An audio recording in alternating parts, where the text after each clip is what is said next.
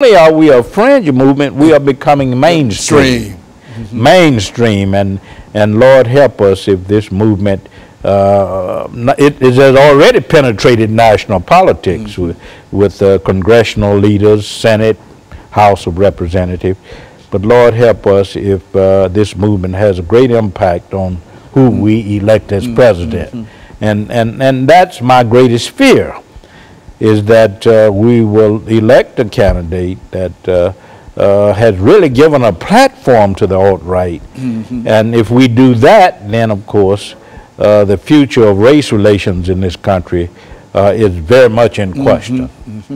And the idea that that this organization advocates is something that I think, as you've indicated, will undercut and undermine almost any kind of diversified relationships that we could have in this country. When you talk about racial diversity, and we're a very racially diverse country with African Americans, whites, and Latino Americans, Asian Americans, the alt-right movement sees that as a problem.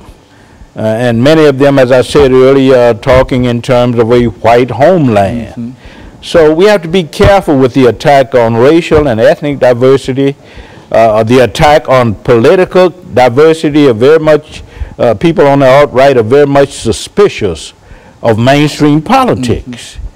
They're also very much suspicious of a society that is diverse in terms of religious orientation.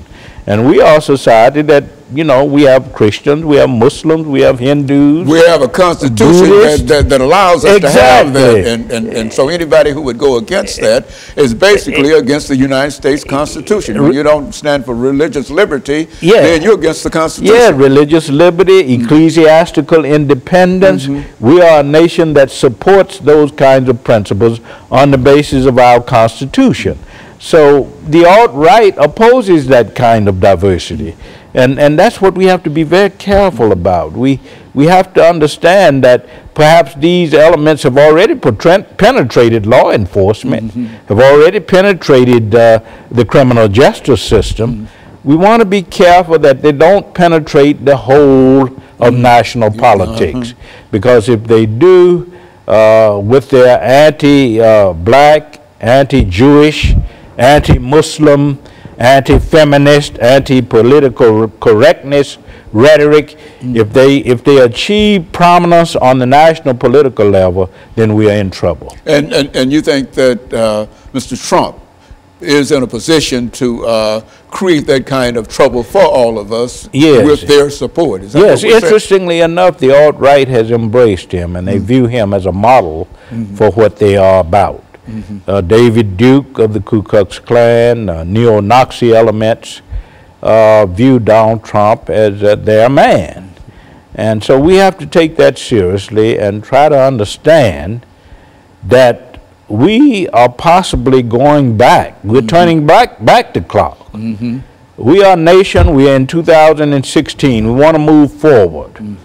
We want to, you know, establish the principle of progress and some advancement in terms of race relations, in terms of our social, cultural, and political maturity, but we will never do it if we succumb to what the alt-right is all about. And they're trying to really increase their influence almost in every aspect of American society. Yes, every aspect of American society. And if they accomplish that at the political level, particularly at the executive branch of the federal government, then I would say that we have a great cause to be concerned. Yes, and it will be a situation that we've not known in America. People might talk about us not making any kind of progress on race relations. Then and we're getting ready for this second commercial break, and then we'll get back and make some more statements. But people are talking about us not making any progress, but these organizations would be a tremendous disadvantage. And we'll be back with our follow this very, very short commercial break.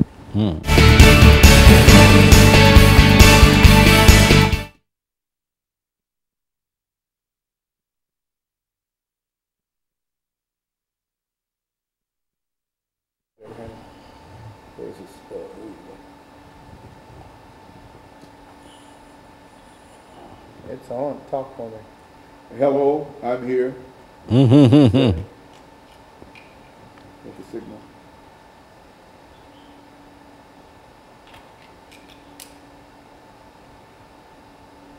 Hold on here. Talk for me. Hello, I'm here. Okay, very good. And so we've got the last 10 How minutes. do we deal with this issue? How do we encounter this problem Okay. in order to resolve the issue Okay. of xenophobia and racism, you know? Yeah, well, that's the thing. And I want to talk about Hillary Clinton's speech and talk about what we can do. Pump her up as much as you possibly can, man, because Hillary said on yesterday that we have to appeal to every segment of the American whites, blacks, to encounter what's actually going on and challenge it. Because these folks, America First is talking about exactly America First as we knew America First when the first term was first out. Yeah, America's always been a melting pot. That's right. You know. Yes, sir.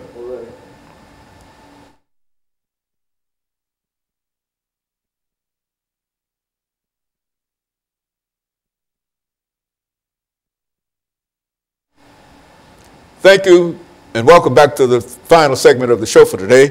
We're talking to Dr. Louis Baldwin, and the issue is the alternative right movement and its impact upon American society, especially the political society and the political election of 2016. And so, Dr. Baldwin, let's pick up where we left off, and this is our final segment. I think we've got about 9 minutes in this segment, but let's try to give our audience as much information as you can possibly give them concerning what we have to do and how we ought to react to this movement.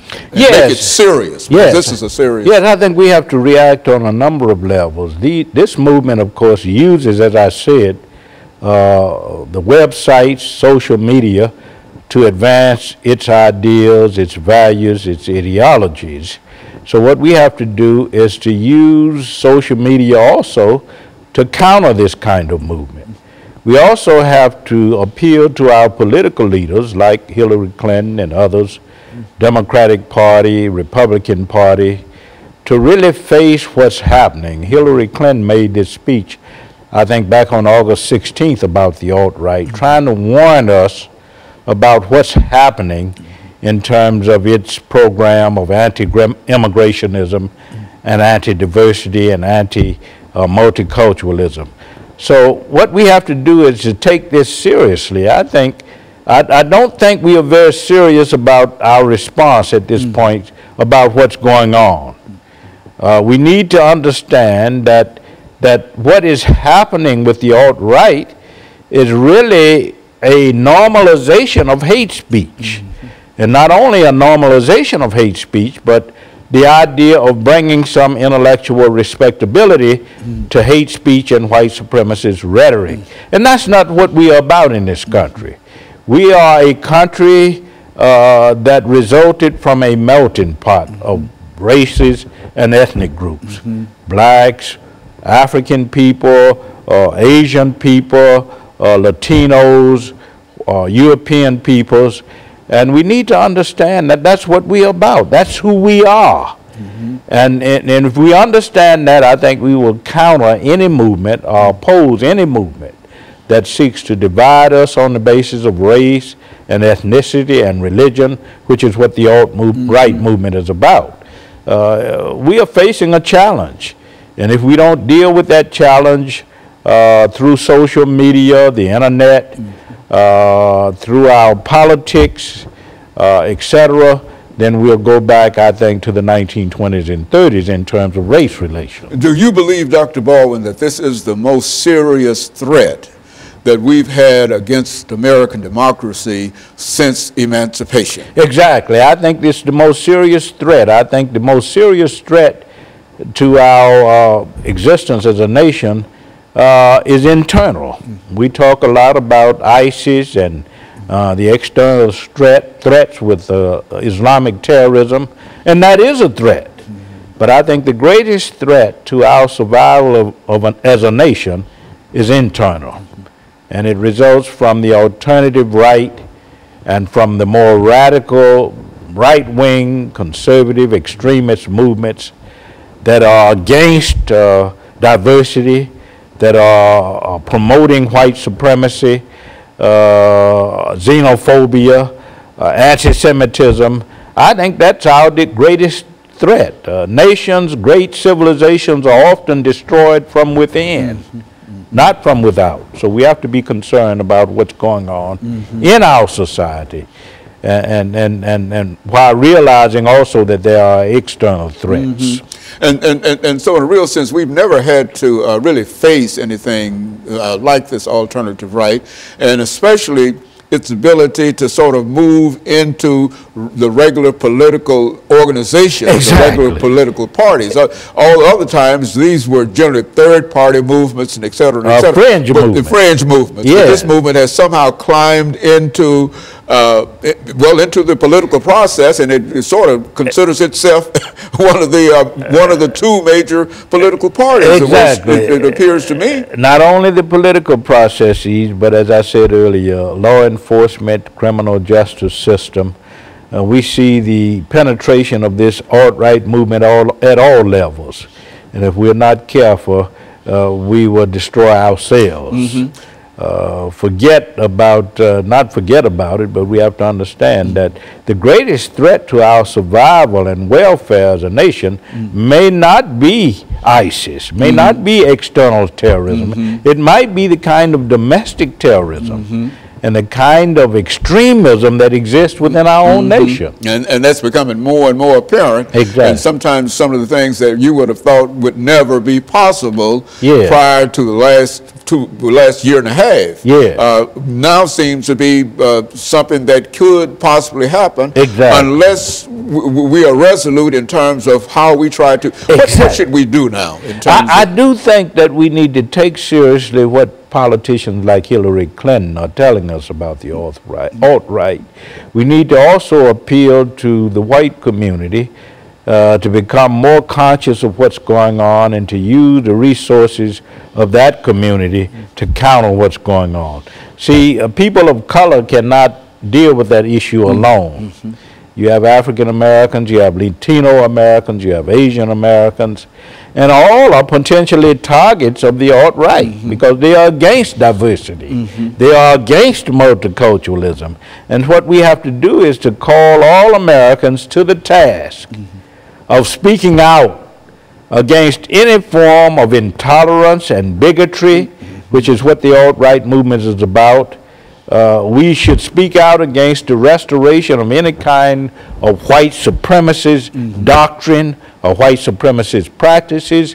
And I think we all have a responsibility, a moral responsibility in that regard. And I think our greatest challenge is to get the white communities of this country to understand that this alt-right movement poses a threat to American democracy. And that they too have a role in terms of undermining that movement and virtually, in the end, eliminating it from And for those who might assume that this movement is only anti-immigrant and anti-black and et cetera, have to recognize that if they come into force, that it's going to be anti-white. And it's anti-American. For those who believe in it. It's anti-American because our values really, constitutionally speaking, has to do with what? Freedom, justice, and the pursuit of happiness for all people.